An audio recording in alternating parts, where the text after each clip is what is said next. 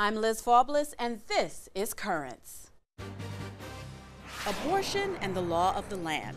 Cardinal-designate Timothy Dolan shares his thoughts on the current state of things. Natural law written in the human heart is the obligatory point of reference for civil law itself. We'll also look at how the HHS mandate will affect dioceses across the country. And are religion and atheism a clash of orthodoxies? Today we find ourselves with clashing orthodoxies, that is, competing worldviews. There is Orthodox Christianity, there is Catholicism, for example, and there is Orthodox secularism.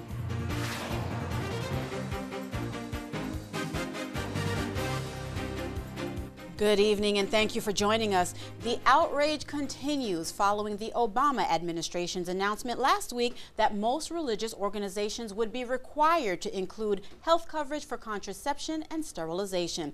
Critics say an exemption is so narrow that most groups would not qualify for it. This week, Los Angeles Archbishop Jose Gomez became one of the latest church leaders to slam the move. In his weekly column, Gomez says the government is imposing a narrow, radically individualistic idea of religion. The Archbishop called on lay leaders to step up to their responsibilities for the church's mission. Cardinal-designate Timothy Dolan, the president of the U.S. Bishops' Conference, has also been vocal in his opposition to the new health care mandate. And in what turned out to be a timely talk at Fordham University's School of Law, the soon-to-be cardinal discussed civil law and the culture of life. To address this most impressive and distinguished group on such a noble topic as law and the gospel of life is an honor indeed. The idea of this series on the gospel of life came because many times lawyers are faced with difficult situations involving questions of life, social politics, policy, and so the idea was to give them a space where we can talk about that and to find some guidance. It is an important proposition of the gospel of life that the dignity of the human person and respect for inviolable human rights are not just based on divine revelation, but on an objective moral law, which, as the natural law written in the human heart, is the obligatory point of reference for civil law itself. I think it's just special to have the Archbishop come and speak about the issues of the dignity of life, and I think it's important, him coming to the law school and reminding us of the relationship between the natural law and the civil law and how that can coexist. I think sometimes in dialogue we don't hear that a lot.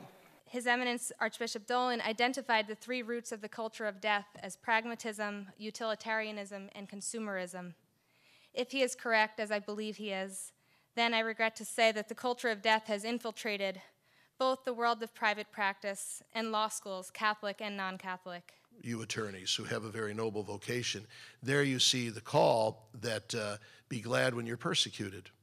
So be glad when you're harassed, be glad when you're ridiculed, be glad when the editorialists take you on. A large portion of society, frankly, doesn't care about the things that were discussed here, and those that do in the legal profession are admittedly rather hostile to it. So it is an uphill battle.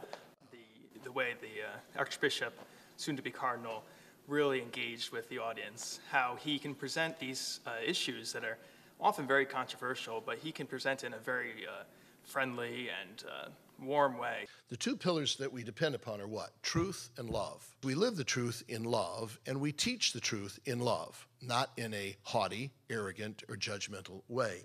Usually we will attract more people by the compelling nature of our love. There's a lot in this world that we live in. A lot of people are influenced very strongly by relativism, where you give as a person, you give a testimony on a one-to-one basis that people see how you live. That slowly but surely that change can be brought about. The gospel of life offers us a pathway to building not just good laws, but a free and virtuous culture as well. I sure appreciate your interest and your patient attention. Thank you.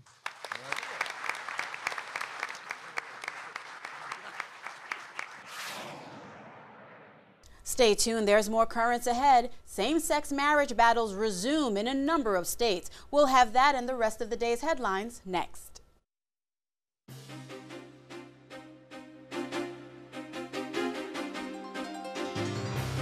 Welcome back to Currents. I'm Liz Faublas. Coming up later, should faith be in or out of the public square? A Princeton professor weighs in. But first, let's have a look at the day's headlines. New Jersey's bishops are speaking out on the new effort to legalize same-sex marriage in their state. The bishops say marriage has always been understood as being between a man and a woman before any nation, religion, or law was established. In a statement, the bishops asked people to contact New Jersey lawmakers, including Governor Chris Christie, to urge them to preserve the current definition of marriage. Yesterday, the New Jersey Senate Judiciary Committee advanced a same-sex marriage bill to the full Senate. Governor Christie says he would veto such a measure. Meanwhile, Maryland Governor Martin O'Malley is renewing efforts in his state to legalize same-sex marriage. O'Malley, who is Catholic, met yesterday with supporters of the new measure. The governor says the bill places greater emphasis on protecting religious freedom than previous proposals. The executive director of Maryland's Catholic Conference says the effort attempts to impose the influence of special interest groups on the people of the state. She says religious exemptions are ambiguous and do not take into account potential conflicts between church and state. A bill to legalize same-sex marriage passed Maryland's Senate last year but stalled in the House of Delegates. From Washington State, the Archbishop of Seattle is weighing in on the issue. Speaking before a state Senate committee, Archbishop Peter Sartin says the principles of marriage are built into human life itself. Sartin says because only the union of a man and a woman can generate human life, no other human relationship is equivalent. Earlier this month, Washington Governor Christine Gregoire, who is Catholic, announced that she was changing her position and supporting same-sex marriage. In other news, Republicans are hot on the campaign trail ahead of next week's Florida primary. Speaking in the town of Naples, Florida, former Pennsylvania Senator Rick Santorum countered a statement by President Obama that all children should go to college. As you know, 62% of children who enter college with a faith conviction leave without it. And I bet you there are people in this room who give money to colleges and universities who are undermining the very principles of our country every single day by indoctrinating kids in left-wing ideology. And you continue to give to these colleges and universities. Let me have a suggestion. Stop it. A new Quinnipiac University poll shows Santorum a distant third with just 13% support from likely Florida primary voters. Former Massachusetts Governor Mitt Romney has a 2-point lead over Newt Gingrich within the poll's margin of error. Both Santorum and Gingrich are Catholic. President Obama touched on the topic of faith, religion, and conflicts in the Middle East and North Africa during last night's State of the Union address. Obama said the U.S. has a huge stake in the uprising in Syria. The president said it is up to the people of the region to decide their fate. He said the U.S. will stand for the rights and dignity of all human beings, men and women, Christians, Muslims, and Jews. The State of the Union may have been the hot topic in Washington. However, it was not the only thing going on there yesterday. The House approved a measure that would allow religious symbols on federal war memorials.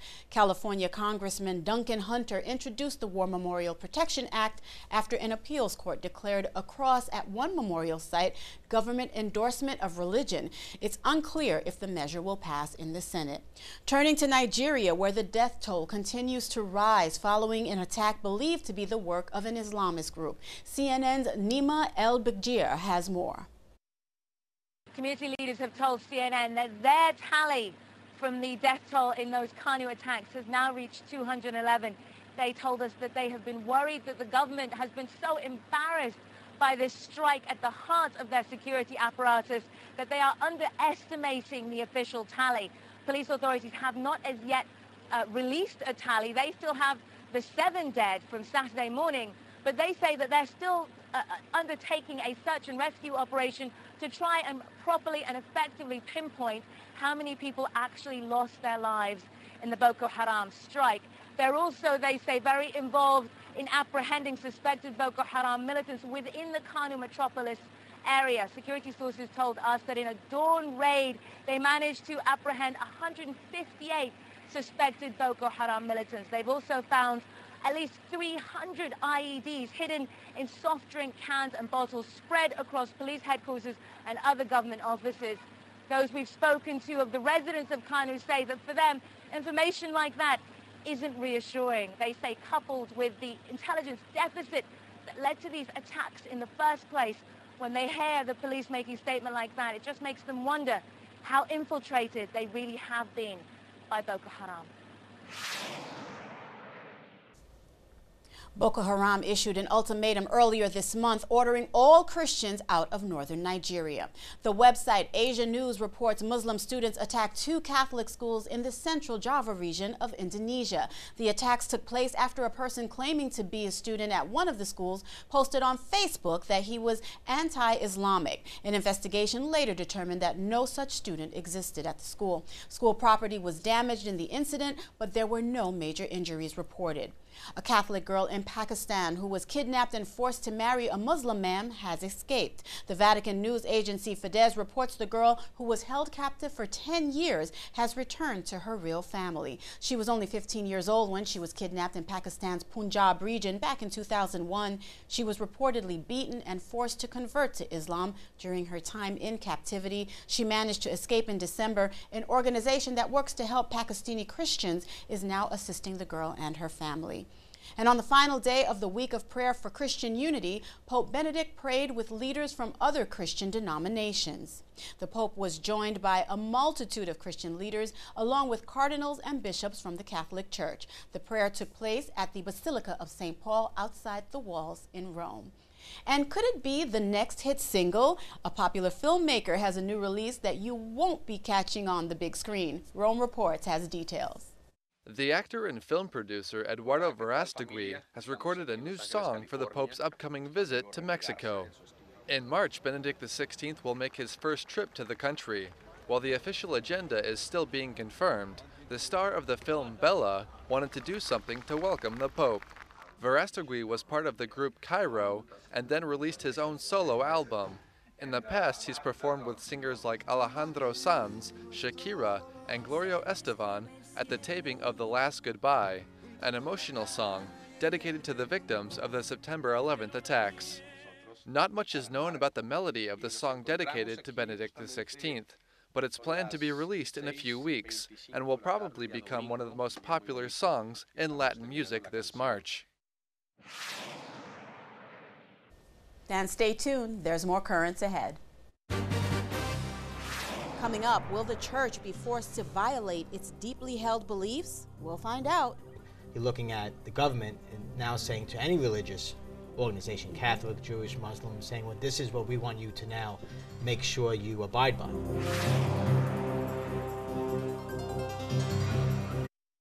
Welcome back. The Health and Human Services Department announced this month that federal rules that will require nearly all health plans, including those of most religious agencies, to cover all government-approved methods of contraception as well as surgical sterilization.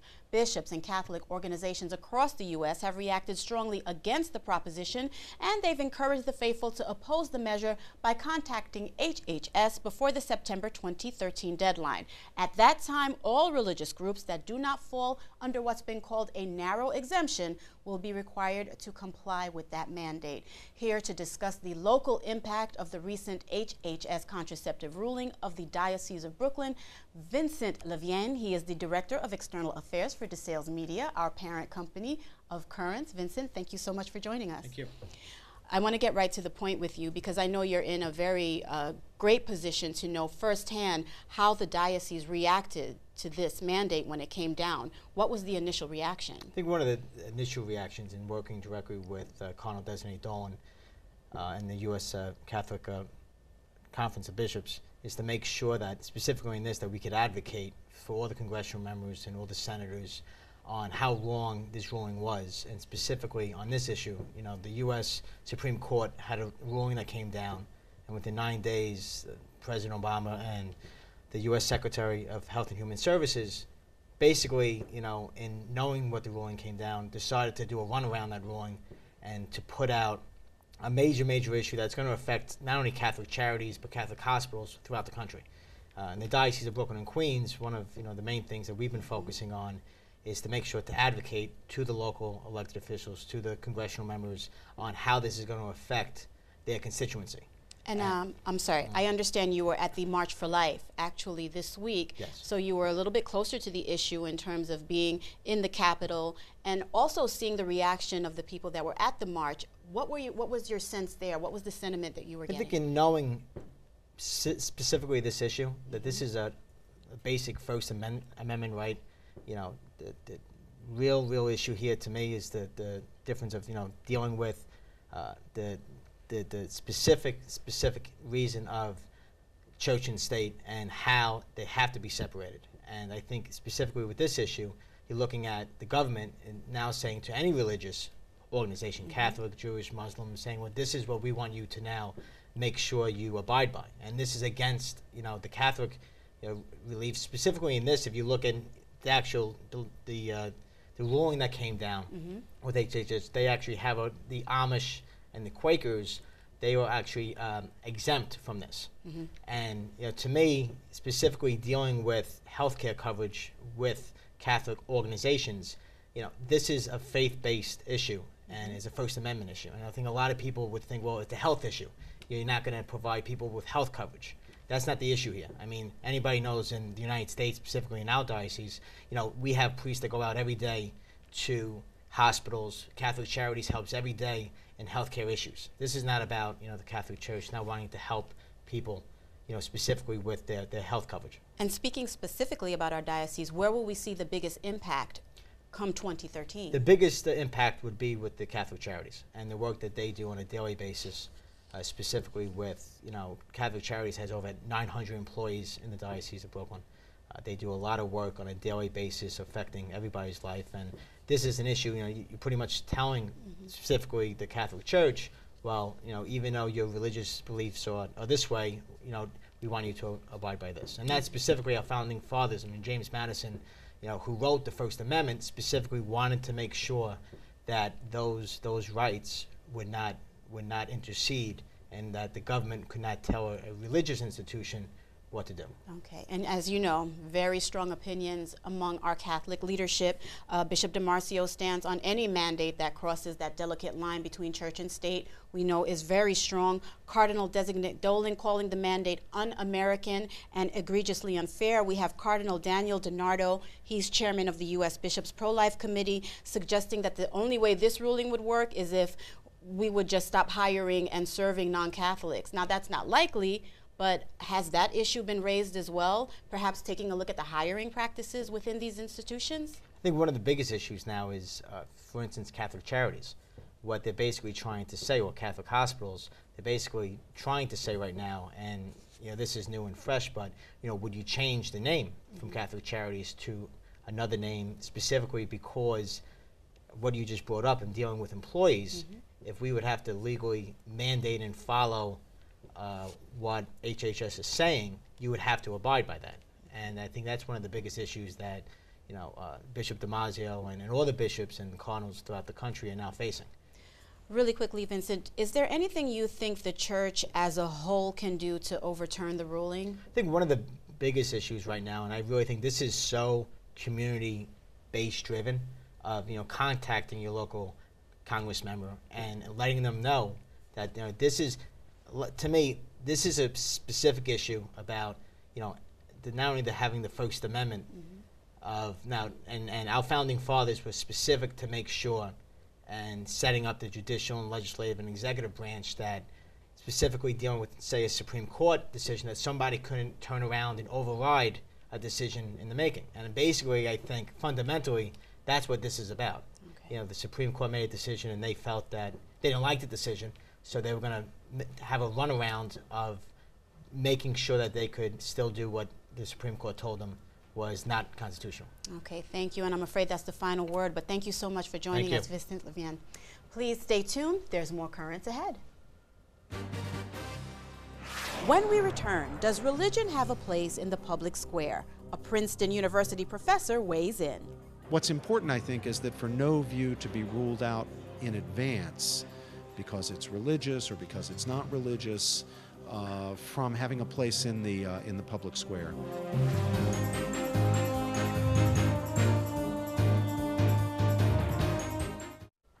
Finally tonight, we've been hearing a lot lately about the hot-button social issues of abortion and same-sex marriage. With the new Health and Human Services mandate, this week's March for Life, and efforts across the country to redefine marriage, these issues are likely to stay in the news for quite some time, especially in this presidential election year. A Princeton University professor has some unique insight on the arguments made by people on both sides of these debates. He shared that insight earlier this month at St. Thomas More Church in Manhattan in a talk that was part of the church's More Hot Topics program. The contest of worldviews manifests itself most importantly, though not exclusively, in disputes over life issues, as well as in debates about sex, marriage, and family life, and religious freedom and the role of religion in American public life. We're very privileged to have this evening Professor Robert George, professor at Princeton, professor of jurisprudence, and he'll be speaking. The topic of his discussion is the clash of orthodoxies. Today we find ourselves with clashing orthodoxies, that is, competing worldviews. There is Orthodox Christianity, there is Catholicism, for example, and there is Orthodox secularism, a view that rejects the key metaphysical and moral propositions of the Christian view. Marriage, for Orthodox secularists, is a legal convention whose goal is to support what is essentially an emotional bond, one which may or may not, depending upon the subjective preferences of the partners, be marked by commitments of exclusivity and permanence. Could have an open marriage as well as a traditional one. In my view, what distinguishes right from wrong is whether an act is in line with or is out of line with the integral directiveness of the various aspects of human well-being and fulfillment, of human flourishing, that constitute our most fundamental reasons for action. These aspects of our well-being as human beings are the fundamental determinants of morality. Secularism is far from being a tradition-independent view that merely represents a neutral playing field on which Judaism and Christianity and Marxism and other traditions can wage a fair fight for the allegiance of the people. Instead, it is itself a tradition of thought about personal and political morality with metaphysical and moral presuppositions that competes with other traditions. I think it's really fascinating the way that he makes a case for Christian truths being self-evident in themselves without revelation. I think that's really interesting. I'm always impressed as I hear Professor George speak. He's a tremendous teacher. He articulates in a very understandable fashion what we can take back to our pastoral ministry. I'm hardly the first on either side of the divide to notice the existence of this conflict of worldviews. People on both sides of the divide have noticed it, commented on it, and proposed ideas about how an essentially democratically constituted pluralistic polity ought to come to terms with it. What's important, I think, is that for no view to be ruled out in advance because it's religious or because it's not religious from having a place in the public square. A truly civil public square, a public square that is suitable for a democratic constitutional republic, is one in which everyone will be able to enter, whether you are religious or secular, and make your arguments and try to persuade your fellow citizens. And then, at the end of the day, we vote. And that is all for this edition of Currents. Coming up tomorrow, it may be another mystery of the church, a relic upstate that may hold pieces of saints. Until then, be sure to visit us online at currentsny.net. And of course, you can also follow us on Twitter and connect with us on Facebook. For all of us here at Currents, I'm Liz Faublas. Thank you for watching and have a great night.